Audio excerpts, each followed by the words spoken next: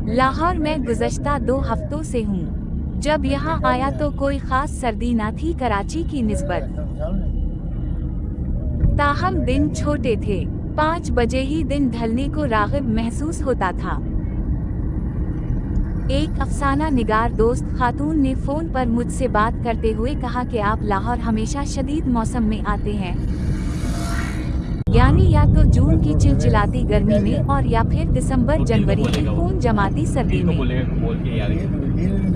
बात तो सही है। अब आज 1 जनवरी 2026 के पहले दिन ही मौसम इस कदर सर्द है कि क्या कहा जाए।